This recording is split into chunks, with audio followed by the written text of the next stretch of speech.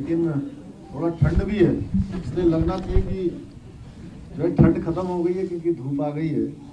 तो सब एक बार मेरे साथ नारा लगाएंगे, भारत माता की। क्या बात है, अभी कम लोग लगा रहे हैं।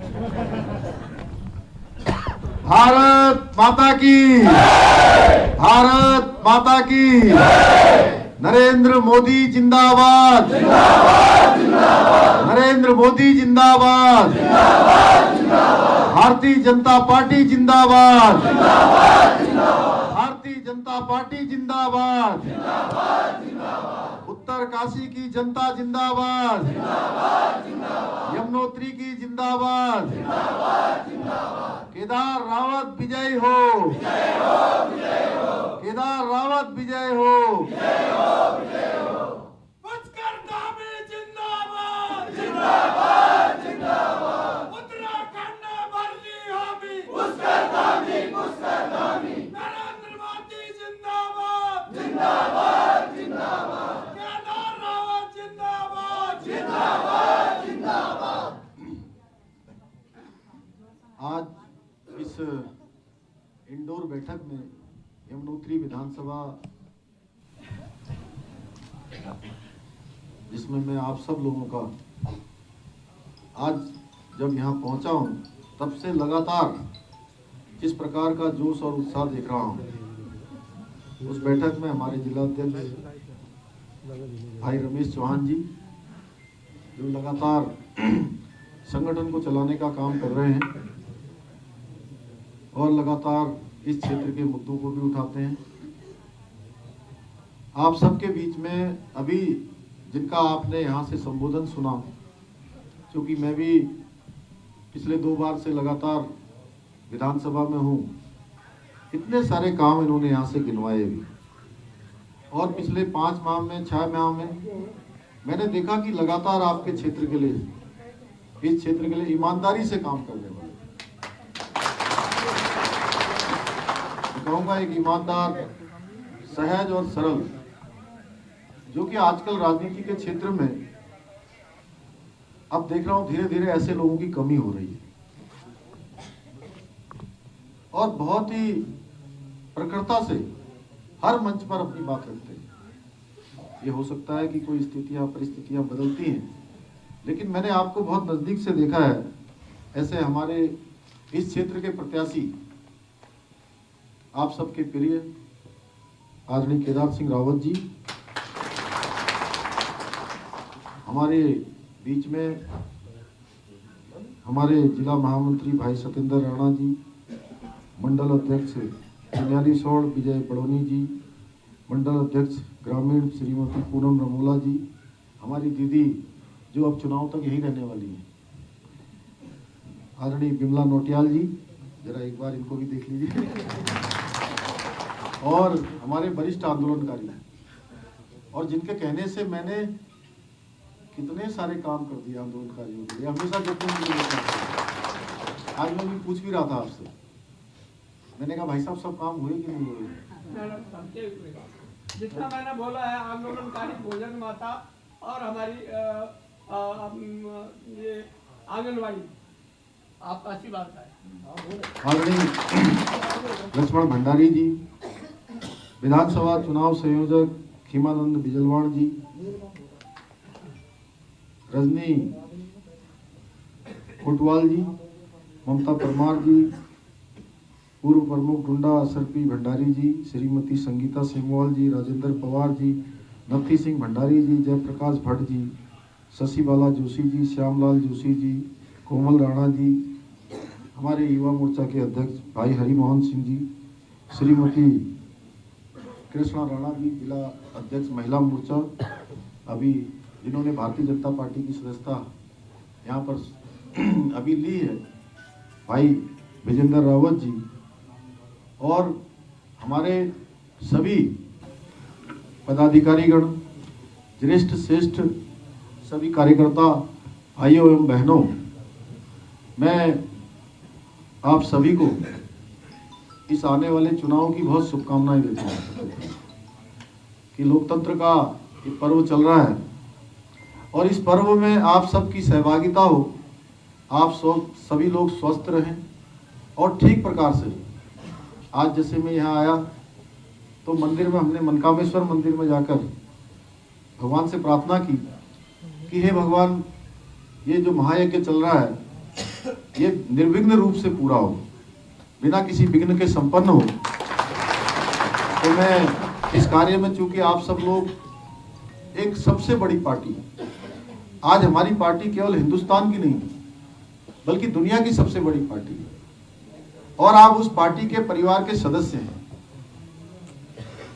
तो निश्चित रूप से हम सब लोग जो पूरे 5 साल तक काम करते हैं और 5 साल तक जनता के बीच में जाते हैं, तो एक अवसर ये चुनाव का आता है जो हमारी सबकी परीक्षा का समय भी होता है।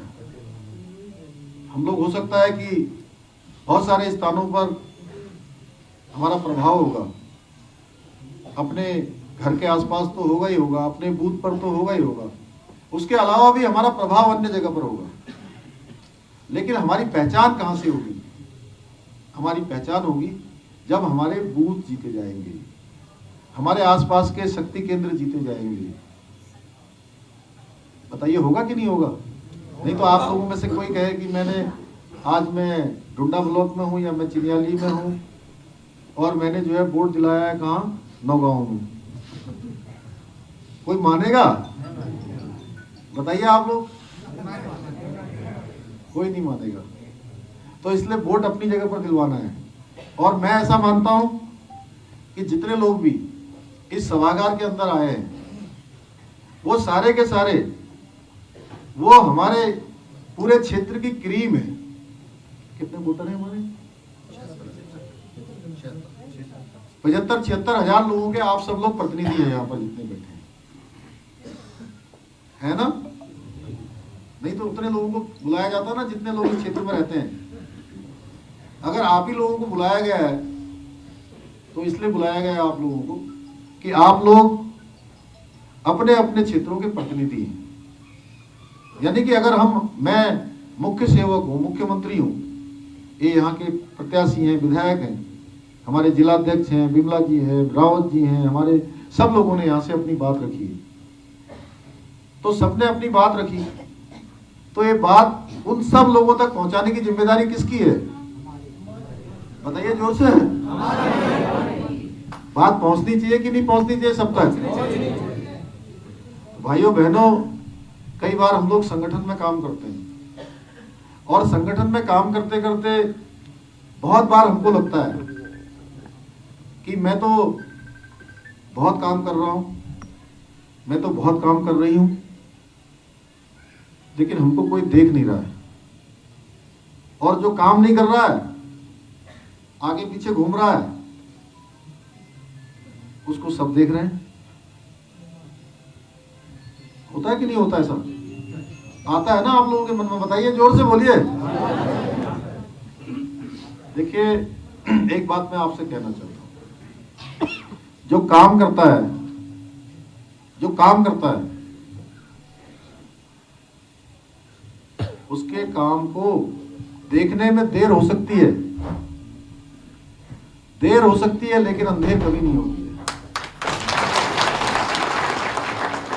अब मैं आपको बताऊं, मैं भी लंबे समय से काम कर रहा हूं, बचपन से। हालांकि केदार जी तो बहुत सीनियर है हमसे, राजनाथ जी भी मुझे कह रहे थे उस दिन, वो भूल गए। आदरणीय बड़े भाई साहब राजेंद्र रावत जी का नाम उन्होंने लिया, फिर मेरी समझ में नहीं आया, फिर वो भी थोड़ी देर वो तो बोले यार वो बहुत पुराने नेता आदित्य भाई साहब भी रह गए, इनका नाम भी नहीं लिया हमने। आदित्य कोठारी जी भी आए हमारे साथ यहाँ पर, देखिए। तो राजनाथ सिंह जी भी नाम ले रहे थे उस दिन इनका, मेरे से हेलीकॉप्टर में जब हम यहाँ आ रहे थे गंगोत्री में, जिस दिन वहाँ सभा थी। तो मेरे को भी लगभग 1990-91 से मैं विद्यार्थी परिषद के कार्यकर्ता के रूप में काम कर रहा हूँ। छात्र राजनीति में रहा, युवा मोर्चा का अध्यक्ष रहा, पार्टी में भी रहा, सरकार में भी पहले भी रहा, तो ऐसे तमाम दायित्वों पर रहा। तो इस बार 2017 में जब मैं चुनाव में खड़ा हुआ तो चुनाव में सभी नेता आए मेरे वहां और सभी ने कहा कि बस सरकार बनेगी तो इनको पुष्कर सिंह धामी को प्रमुख पद पर बनाया जाएगा, यानी कि कोई मंत्री बनाया जाएगा या कुछ बनाया जाएगा। अब सरकार बन गई, सरकार बनने के बाद मेरा नंबर नहीं आया। थोड़ी बहुत निराशा मुझे भी हुई और जो समर्थक होते हैं उनको बहुत निराशा हुई। उसके बाद काम करते रहे। फिर लोकसभा का चुनाव आ गया तो उस क्षेत्र से सब लोगों ने कहा कि इस बार धामी जी का नंबर आना चाहिए, धामी जी का नंबर आना चाहिए, चारों तरफ बात चली। मैंने भी सोचा भाई इस बार मंत्री परिषद में नंबर नहीं आया है तो हो सकता है लोकसभा में आ जाएगा। फिर लोकसभा का भी आ गया रिजल्ट, उसमें भी नंबर नहीं आया। फिर थोड़े दिनों बाद प्रदेश अध्यक्ष में हुआ कि भाई अब प्रदेश अध्यक्ष बदले जाएंगे, क्योंकि वो भट्ट जी हमारे यहाँ के सांसद थे तो वो नहीं, वो लोकसभा अध्यक्ष थे तो सांसद बन गए। बोले अब अध्यक्ष में आएगा। फिर अध्यक्ष का आया तो उन्होंने कहा कि नहीं भाई इसमें तो समीकरण नहीं बन रहे हैं, नाम तो सब अच्छा है, नाम अच्छा है लक्ष्मण भाई, ये किसी ने नहीं कहा कि नाम अच्छा नहीं है। लेकिन जब वो उसका भी रिजल्ट आया तो उसमें भी नाम नहीं आया। अब कितनी बार हो गए हैं?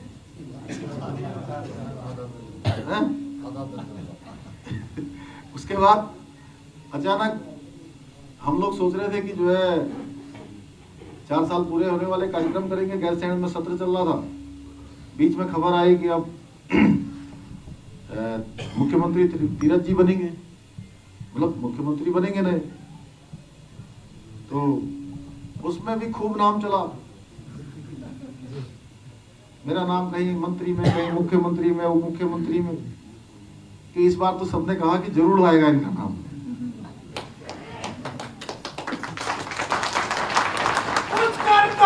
जिंदाबाद जिंदाबाद जिंदाबाद। फिर उसके बाद जब वो भी मंत्री परिषद का लिस्ट बाहर आई तो उस लिस्ट में भी मेरा नाम नहीं था। अब मैंने सोच लिया कि आज के बाद जब तक 2022 का चुनाव नहीं होगा तब तक मैं अब बिल्कुल भी जो है न देहरादून भी नहीं आऊंगा, और जाना तो दूर किसी से मैं कहूंगा भी नहीं कि कभी कुछ की मेरे नाम की कोई पैरवी कर दी। और मैं चला गया अपने कपड़े वपड़े लेके, सब विधानसभा क्षेत्र में शिफ्ट कर दिया। अचानक 4 महीने बाद फिर ये नया घटनाक्रम हो गया। फिर से वो चुनाव की टेक्निकल प्रॉब्लम आ गई कि तीरथ जी चुनाव नहीं लड़ पाएंगे, उपचुनाव नहीं हो सकता है। मेरी आवाज पीछे तक आ रही है ना सबको? अच्छा, कैसे क्या बात, गड़बड़ कैसे?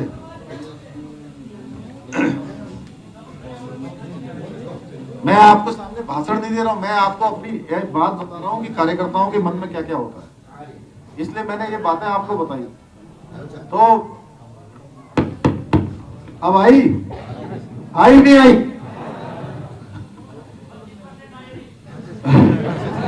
अब थोड़ा मेरा क्या है कि बोलते बोलते थोड़ा गला भी वो बैठ गया है। काफी सारे एक दिन में 25-25 सभाओं में संबोधित किया मैंने ये 2 दिन।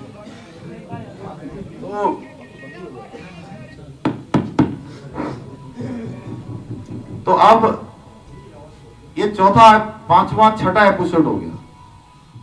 तो अचानक हुआ कि फिर से नए मुख्यमंत्री बनेंगे एक बार। तो मैं तो सपने में भी नहीं सोचा था, मेरे को बिल्कुल पता नहीं था, और किसी ने मुझे कहा भी नहीं कि आपको बनाने वाले हैं। मैं भी देहरादून आ गया, विधानमंडल दल की बैठक हुई, आप पता नहीं कहां बैठे थे, मैं सबसे पीछे जाके बैठा हूं। तो ऐसे विधानमंडल दल की बैठक हुई और अचानक उसमें से वो जो हमारे प्रभारी थे, कृषि मंत्री भारत सरकार नरेंद्र सिंह तोमर जी, उन्होंने कहा कि आज सर्वसम्मति से एक ही नाम आया है पुष्कर सिंह धामी का विधानमंडल दल के नेता के रूप।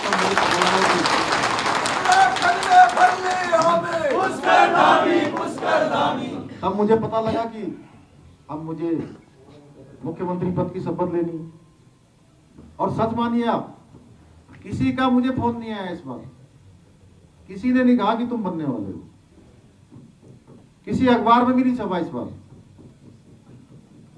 और ये हमारी पार्टी में ही संभव है कि जब किसी भी कार्यकर्ता को उससे पूछा भी नहीं जाता है कि तुम्हें बनाया जाएगा, तुम कर पाओगे कि नहीं कर पाओगे। एक हाईकमान का अपने कार्यकर्ताओं पर विश्वास और कार्यकर्ता के ऊपर इतना हो कि उसको अगर कोई भी दायित्व दिया जाएगा तो वो कर लेगा। ये किसी अन्य पार्टी में संभव नहीं है। दूसरी पार्टियों में तो छोटे छोटे पद भी दिए जाते हैं तो पहले 25 बार उनसे जो है ठोक पीट के पूछा जाता है, ऊपर नीचे किया जाता है, बुलाया जाता है। हमारे यहाँ तो बुलाया भी नहीं गया। तो इसलिए मैं आप लोगों से कहना चाहता हूं भाइयों बहनों कि आप लोग, आपकी पहचान किसकी है कि आप भारतीय जनता पार्टी के कार्यकर्ता हैं। और कार्यकर्ता की असली पहचान का समय ये चुनाव का समय भी होता है, क्योंकि लोकतंत्र में हम सरकार बनाने के लिए और सरकार के माध्यम से सेवा करने के लिए, सरकार हमारे लिए एक सेवा का साधन है। और जब सरकार होगी तो हम सेवा के कार्य कर पाएंगे। जो हमारी नीति है, जो हमारा विचार है, जो हमारा विजन है, उसको लागू कर पाएंगे। और ऐसे में हम कई बार अनमने भी हो जाते हैं, कि अरे मेरी पसंद के प्रत्याशी नहीं बनाए गए हैं, मेरी सुनी नहीं गई है। इस बार हमने प्रतिक्रिया करी कि मंडलों से लेकर सभी पदाधिकारियों का, जिले के कार्यकर्ताओं का, सबके साथ तो रमेश जी हमने पूछा था, सब लोगों से पूछा, केंद्रीय समिति को नाम भेजे गए, सब योग्य थे एक से। जिनको टिकट नहीं मिला वो ऐसा नहीं कि अयोग्य हैं, वो भी योग्य हैं। लेकिन देश काल परिस्थिति सारी चीजें देखने के बाद एक को टिकट मिलता है, एक ही को मिल सकता है। एक विधानसभा में, हमारे यहाँ हर विधानसभा में पूरे उत्तराखंड के अंदर कहीं कहीं 15-15 कैंडिडेट भी थे जो टिकट चाहते थे, लेकिन ये संभव नहीं है कि सबको दे पाए। तो ऐसे समय में सब कार्यकर्ताओं को थोड़ा बड़ा ध्येय करना होगा। बड़ा ध्येय क्या करना होगा? आज मोदी जी के नेतृत्व में पूरे हिंदुस्तान का मान सम्मान और स्वाभिमान दुनिया के अंदर बढ़ रहा है। आज पूरी दुनिया भारत की तरफ देख रही है, हिंदुस्तान की तरफ देख रही है। भारत चारों ओर से शक्तिशाली भारत के रूप में आगे बढ़ रहा है। भारत एक हमारे पुराने गौरव का, जो हमारा इतिहास रहा है, गौरवशाली इतिहास, उसकी ओर लगातार आगे बढ़ रहा है। आज हम सेना की बात करें, सेना के मनोबल को बढ़ाने की काम अगर किसी ने किया है तो मोदी जी के नेतृत्व में हुआ है। उत्तराखंड को आगे बढ़ाने की बात किसी ने की है तो मोदी जी ने की है। आज बहुत सारे लोग आज चुनाव के समय में आएंगे और कहेंगे कि महंगाई बढ़ गई है, बेरोजगारी बढ़ गई है। अरे भाई, आपके समय में आप लोग सरकारों में रहे हैं, आप सरकारों में रहे हैं, आपने क्या सारी बेरोजगारी समाप्त कर दी थी क्या? आप लोगों को प्रश्न पूछना चाहिए। और जो कहते हैं कि हम तमाम प्रकार के नए जुमले लेकर आते हैं। जिन राज्यों में कांग्रेस पार्टी की सरकार है, क्या वहां महंगाई समाप्त हो गई है?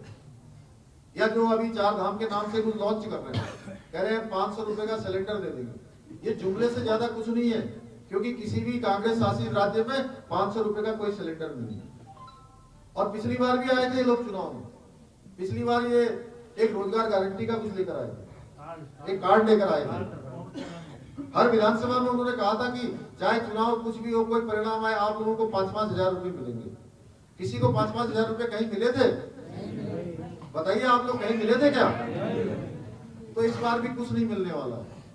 देखिए, हमारी सरकार मोदी जी के नेतृत्व में लगातार काम कर रही है। चाहे आज हमारा यमुनोत्री का क्षेत्र हो, चाहे गंगोत्री का हो, चाहे पुरोला का क्षेत्र हो, उत्तरकाशी पूरा हो, चाहे पूरा उत्तराखंड हो, हम लगातार उसको आगे बढ़ाने के लिए काम कर रहे हैं। अभी आप सब लोगों ने देखा होगा, मोदी जी के नेतृत्व में फ्री वैक्सीनेशन पूरे हिंदुस्तान में हुआ है।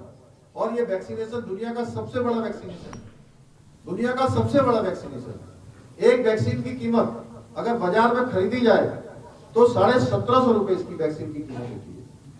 और मोदी जी ने एक वैक्सीन नहीं दी, एक व्यक्ति को एक दी, उसी को दोबारा दी, और उसी को अब तीसरी बार देना जा रहे हैं। तीसरी बार की बूस्टर डोज भी शुरू हो गई है। पहले 45 साल से ऊपर वालों को लगाया गया, उसके बाद 45 साल से कम वालों को लगाया गया, अब 15 से 18 वर्ष के आयु वर्ग के बच्चों को भी ये वैक्सीन लगाई जा रही है। भाइयों बहनों, वैक्सीन मुफ्त में देने का काम किया। और वैक्सीन के साथ साथ, चाहे आज मोदी जी की सरकार हो या हमारी प्रदेश की सरकार हो, हमने कहा कि कोई भूखा नहीं रहेगा, किसी को बिना अन्न के नहीं रहना पड़ेगा। हमने इस साल के मार्च तक, इस साल के पूरे फाइनेंशियल ईयर तक, यानी कि जो वित्तीय वर्ष है, पूरे वित्तीय वर्ष में हमने जो है सबको राशन देने की व्यवस्था कर दी है। लगातार काम हो रहा है। जैसा अभी आपने बताया कि आयुष्मान भारत योजना, आयुष्मान भारत योजना ऐसी योजना है, ये योजना भी दुनिया के स्वास्थ्य के क्षेत्र में सबसे बड़ी स्कीम है। कभी किसी ने नहीं सोचा कि भाई कोई बीमार हो जाएगा, कोई गरीब बेचारा कैसे अपना इलाज करवाएगा, अपने घर में कोई बीमार हो जाएगा उसका कैसे इलाज होगा। प्रधानमंत्री मोदी जी के नेतृत्व में आयुष्मान भारत योजना लाई गई और 5 लाख रुपए तक का इलाज मुफ्त में करने की व्यवस्था की गई है। आज उत्तराखंड के अंदर 4 लाख लोगों से भी ज्यादा लोग इस योजना का लाभ ले रहे हैं। मैंने अभी मुख्यमंत्री परिषद की बैठक हुई थी बनारस में, मैं बनारस गया था तो मैंने वहां बात रखी थी, क्योंकि अभी हमारे मैदानी क्षेत्रों में बहुत सारे प्राइवेट हॉस्पिटल हैं जो पैनल्ड है, लेकिन हमारे जो पर्वतीय क्षेत्र हैं, चाहे उत्तरकाशी हो, चाहे हमारा टेहरी हो या रुद्रप्रयाग हो, पौड़ी में मेडिकल कॉलेज है, लेकिन उसके बावजूद भी हमारा सीमांत का क्षेत्र चमोली हो, अल्मोड़ा हो, बागेश्वर हो, पिथौरागढ़ हो, चंपावत हो, ऐसे क्षेत्रों में अभी भी बहुत सारे अस्पताल नहीं है। हम पीपीपी मोड में ऐसे अस्पतालों को प्रोत्साहित कर रहे हैं जिससे कि वो अस्पताल लगाएं और मोदी जी की जो योजना है यहाँ के लोगों के लिए भी सीधे सीधे उनके घर के पास उसको काम किया। भाइयों बहनों, उज्ज्वला योजना के बारे में कौन नहीं जानता है। उज्ज्वला योजना ने हमारी माताओं बहनों के आंसू पूछने का काम किया, पर्वतीय क्षेत्रों का पलायन रुके, इसके लिए हम काम कर रहे हैं। हमने अभी मुख्यमंत्री घसियारी कल्याण योजना शुरू की है, मुख्यमंत्री स्वरोजगार योजना शुरू करी है। इन 5 महीनों में हमने 550 से भी ज्यादा फैसले लिए, 550 से भी ज्यादा फैसले लिए और हमने केवल घोषणाएं नहीं करी है, हमने मंत्री परिषद से फैसले लिए, विचलन के माध्यम से फैसले लिए और जो फैसले लिए हैं उन सारे फैसलों पर हमने उनके शासनादेश निकाले हैं, उसका वित्तीय प्रबंधन किया है और सारे काम धरातल पर शुरू करवाए हैं। हमारे केदार भाई कितने सारे काम लेकर आए हैं। हमारे बगल में राजकुमार जी पार्टी में शामिल हुए, पता नहीं कितने काम करवा दिए उन्होंने। यानी कि गंगोत्री क्षेत्र में भी बहुत सारे हमारे कार्यकर्ताओं के बीच में से जितने प्रस्ताव आए हमने सबको स्वीकृति प्रदान की। आंगनबाड़ी बहनों का हमने कहा था मानदेय बढ़ाएंगे, आंगनबाड़ी बहनों का मानदेय बढ़ाया। हमने कहा आशा बहनों का मानदेय बढ़ाएंगे, आंगनबाड़ी बहनों का मानदेय बढ़ाया। भोजन माताओं से हमने कहा भोजन माताओं आपका भी हम मानदेय बढ़ाएंगे, उनका भी बढ़ाया। पीआरडी के जवानों का बढ़ाया, उपदल के कर्मचारियों का बढ़ाया, सरकारी कर्मचारियों के लिए तमाम प्रकार की सुविधाएं करी। इसके साथ साथ वृद्धावस्था की पेंशन भी हमने जो 1200 थी उसको 1500 कर दी। विकलांग वालों की पेंशन बढ़ा दी, विधवा पेंशन बढ़ा दी और इसके साथ साथ एक काम और किया कि दोनों पति पत्नी आपस में लड़ाई न करें। पेंशन के लिए लड़ाई करते थे ना घर में, कि अब उनको लड़ाई नहीं करनी पड़ेगी। हमने दोनों के लिए पेंशन कर दी है, अब दोनों को पेंशन कर दी। हम नई खेल नीति लेकर आए हैं।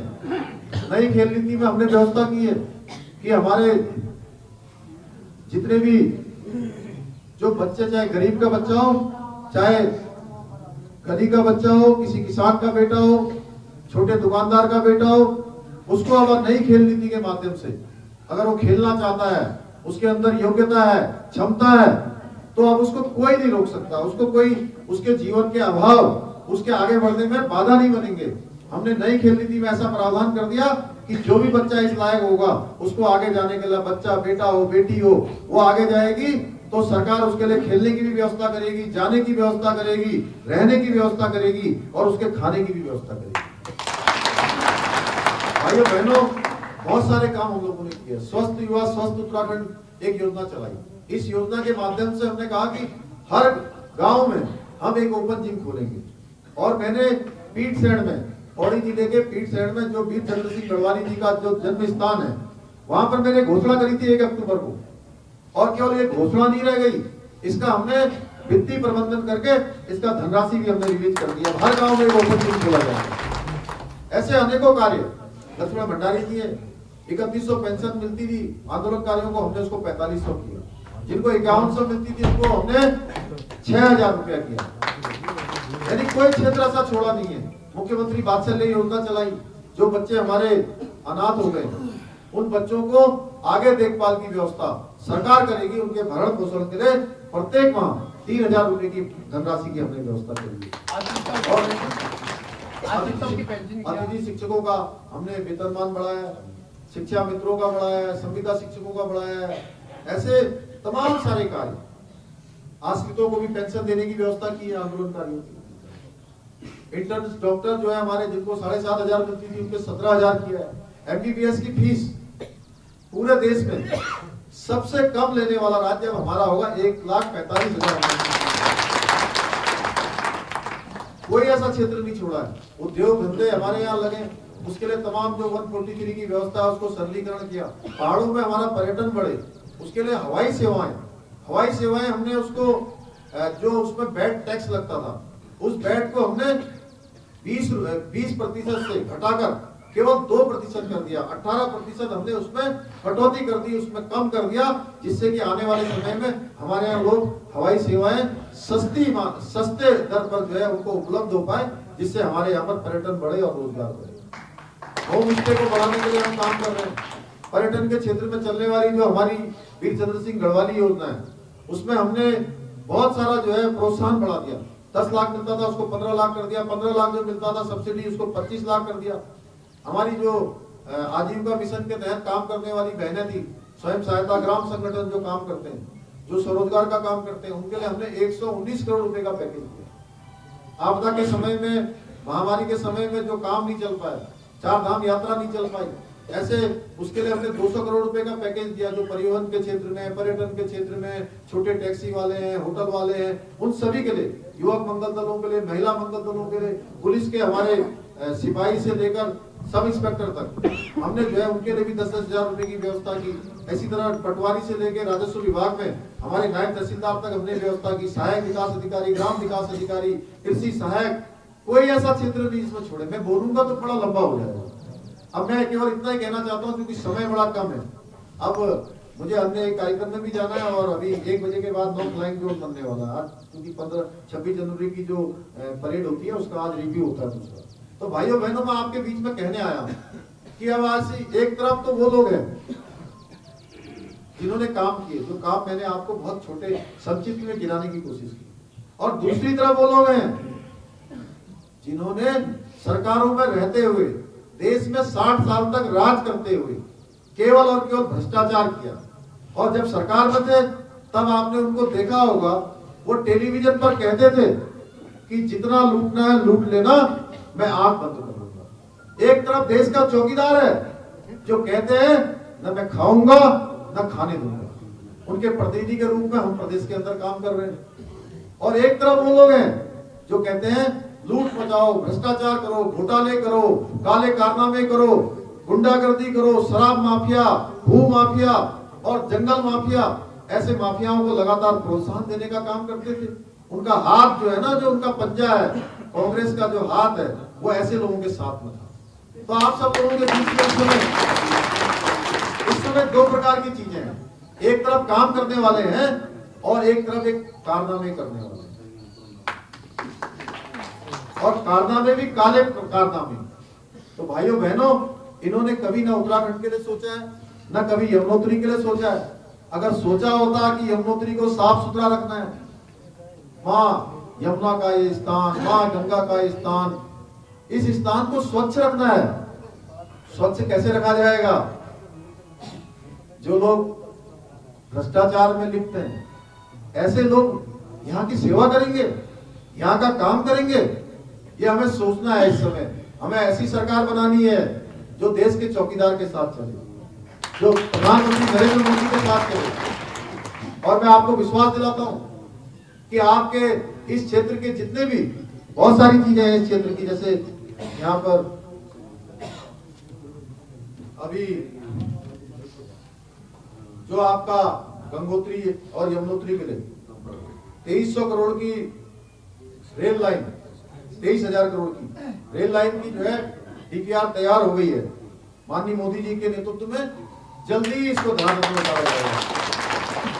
इसी प्रकार से दिवाली खाल में नवोदय विद्यालय भवन का निर्माण है, उसको भी करवाया जाएगा। भाइयों बहनों, बुनियादी और बैकबोन में सीएससी को उप जिला चिकित्सालय बनाया जाएगा। स्थानीय संसाधनों में जल जंगल जमीन पर आधारित उद्योगों की स्थापना की जाएगी। तीनों महाविद्यालय जो यहाँ पर चल रहे हैं, हम लोगों ने उसको रखा है भविष्य के लिए कि उसको पीजी कॉलेज बनाएंगे, सभी पीजी कॉलेज खोलेंगे। बहुत सारे काम इस क्षेत्र में हुए हैं पहले भी, आपको मैं उसके बारे में बताना चाहता हूँ। जैसे अभी रोपवे के क्षेत्र में हमने लिया था, अभी पिछले दिनों हमारी कैबिनेट ने निर्णय लिया कि यमुनोत्री में रोपवे का निर्माण होगा और केवल 9 मिनट में खरसाली से यमुनोत्री धाम तक का रास्ता तय किया जाएगा। चिन्याली सड़क को उड़ान कार्यक्रम से जोड़कर हवाई यातायात को सुगम भी बनाया जाएगा। यमुनोत्री धाम के कायाकल्प 34 करोड़ रुपए 75 लाख की जो धनराशि है वो आ चुकी है, वो जारी हो गई भारत सरकार से, उसका टेंडर भी हो गया है। मैं जब वहाँ मंत्री जी से मिलने गया था तो उन्होंने पहले दिन मुझे कहा था, आज से 6 महीने पहले, कि हम आपकी धनराशि जारी कर रहे हैं।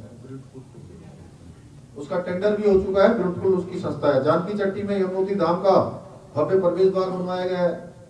चिन्याली सड़क में 52 करोड़ रुपए की लागत से आर्क ब्रिज बनकर तैयार है। गंगाजी के सौंदर्यीकरण का कार्य निर्माण कार्य जारी है। गंगाजी में ऐतिहासिक सामुदायिक युवा केंद्र का निर्माण कार्य गतिमान है। चिन्याली सड़क में नया तहसील भवन भी बनकर तैयार है। बीते 5 वर्षों में 48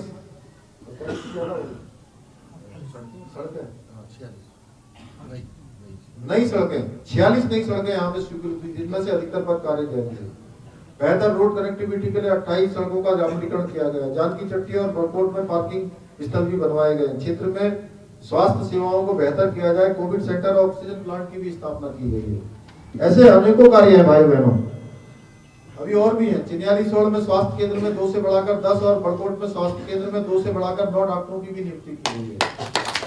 बरकोट में बाल रोग विशेषज्ञ की नियुक्ति कराई गई है। जानकी चट्टी में प्राथमिक चिकित्सालय को स्वीकृति दिलाई गई है। जल जीवन मिशन के तहत हर घर जल और हर घर नल की योजना का पहला चरण पूरा कर लिया गया। दूसरे चरण का कार्य तेजी से चल रहा है। चिन्याली सड़क नगर पालिका और बरकोट नगर पालिका में पेयजल की समस्याओं को सुलझाया गया है। बरकोट महाविद्यालय का नया भवन बनवाया गया है। चिन्याली सड़क महाविद्यालय के दोनों नवनिर्मित भवनों का लोकार्पण भी किया गया है। ब्रह्मखाल में महाविद्यालय के निर्माण हेतु हमारी सरकार ने 3 करोड़ रुपए की धनराशि स्वीकृत कर दी है। निर्माण कार्य जारी है। महाविद्यालयों में असिस्टेंट प्रोफेसरों के सभी पद भरे गए हैं। फर्नीचर और कंप्यूटर उपलब्ध करवाकर क्षेत्र के स्कूलों का स्तर सुधारा गया है। रवाड़ा राजगढ़ी में खेल के मैदान बनवाए जा रहे हैं। क्षेत्र के दूर दराज स्थित खोखों और छानियों तक बिजली पहुंचाई जा रही है। भाइयों बहनों, ऐसे कार्य हमारे अनेकों हो गए। अगर मैं और गिनूंगा तो कई देर लग जाएगी, 1 घंटा और लग जाएगा, जो छोटे छोटे कामों की अगर बात करेंगे। तो इसलिए मैं आप सबसे निवेदन करने आया हूँ कि इस बार जो विकास का पहिया तेजी से बढ़ा है, पिछले 5 सालों में पूरे उत्तराखंड राज्य के लिए 1.5 लाख करोड़ से भी ज्यादा योजनाओं की स्वीकृति हुई है।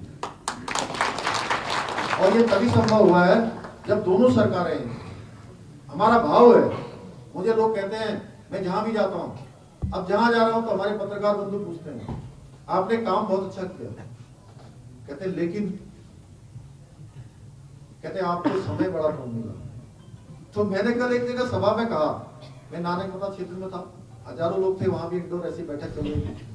मैंने कहा 5 महीने 6 महीने का जो समय था वो प्रधानमंत्री नरेंद्र मोदी जी ने और हमारे पार्टी के राष्ट्रीय अध्यक्ष जी ने उन्होंने हमको दिए थे कि जाओ जो कर सकते हो करो, जितनी सेवा कर सकते हो करो।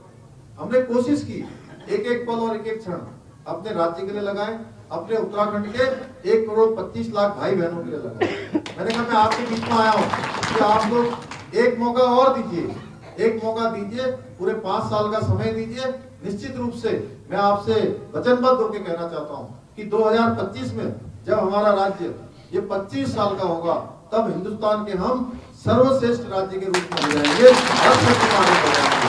और मुझे पूरा विश्वास है भाई बहनों कि हमने यहाँ से केदार सिंह रावत जी को उतारा है और इनके नाम की सहमति हमारे देश के प्रधानमंत्री जी ने, हमारे राष्ट्रीय अध्यक्ष जी ने, हमारे गृह मंत्री जी ने, पूरे केंद्रीय पार्लियामेंट्री बोर्ड ने इनके नाम पर मोहर लगाई है। तो आप सब लोगों को आज यहाँ से एक संकल्प लेना होगा, एक संकल्प यहाँ से लेकर जाना होगा, एक सौगंध लेकर जानी होगी, एक शपथ लेकर जाना होगा कि अब ये 15-16 दिन, जिस दिन तक मतदान नहीं हो जाता है, आप लोग अब चैन से नहीं बैठेंगे। और ये चुनाव केवल केदार सिंह रावत जी का चुनाव नहीं है, ये चुनाव केवल मेरा चुनाव नहीं है, ये चुनाव केवल कमल के निशान का चुनाव नहीं है, ये चुनाव आप सबका एक एक का चुनाव होना चाहिए। और जब 14 तारीख को मतदान हो, सब लोगों की जिम्मेदारी है कि अपने अपने बूथों से आज ही से उसकी सूची बना लीजिए। आज ही से सूची बनाकर पूरा एकदम पन्ने तक सारे निशान टिक हो जाने चाहिए। फिलहाल देखिए, मैं आपसे भी अनुरोध करूंगा कि कौन कौन से वोट हमको पहले से मिलने वाले हैं उन पर टिक लग जाए, और जो थोड़ा वैसे हैं उन पर उस तरह से येलो, ग्रीन और 3 प्रकार का बनाकर आप उसको जो है अभी से संचालित करेंगे। और 14 तारीख को सबके सब कमल वाला बटन इतना दबाएंगे कि वो बटन ही अंदर चला जाए। और जब 10 मार्च को उसका रिजल्ट आए तो देखिए, जो लक्ष्मी जी हैं, लक्ष्मी जी ना हाथी में आएंगी, ना झाड़ू में आएंगी, ना हाथ के पंजे में आएंगी। लक्ष्मी जी अगर किसी में बैठकर आएंगी, किसमें आएंगी? बैठकर आएंगी। और जब 10 मार्च को रिजल्ट खुले तो मेरे पास रिपोर्ट आनी चाहिए कि यमुनोत्री विधानसभा, गंगोत्री विधानसभा, पुरोला विधानसभा, तीनों की तीनों 12 बजे से पहले उनका रिजल्ट आउट हो गया है। तो मैं पुनः दोबारा बीच में आपके आऊंगा, और जो बहुत सारे काम अभी हमारे यहाँ रुके हुए हैं, बहुत सारे काम होने हैं, बहुत सारी व्यवस्थाओं को आगे बढ़ाना है, उन सभी को बढ़ाने का काम हम सब लोग मिलकर करेंगे। हमारा राज्य, हमारा ये यमुनोत्री क्षेत्र, हमारा गंगोत्री क्षेत्र, हमारा पुरोला क्षेत्र, तीनों क्षेत्र, हमारे पूरा जिला, पूरा उत्तराखंड आगे जाएगा। ये उत्तराखंड बनाने की जिम्मेदारी हम सब लोगों की है।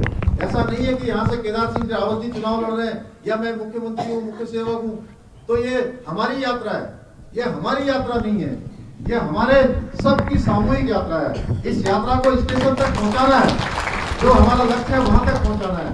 ये लक्ष्य हमारा तभी पूरा होगा जब हम लोग मुट्ठी बांधकर एक साथ एक कदम मिलाते हुए आगे बढ़ेंगे, तो निश्चित रूप से हम अपने लक्ष्य को प्राप्त करेंगे। इतना ही निवेदन करते हुए अपनी वाणी को विराम देता हूँ। बहुत बहुत धन्यवाद। जय हिंद, जय भारत, जय उत्तराखंड, भारत माता की, भारत माता की।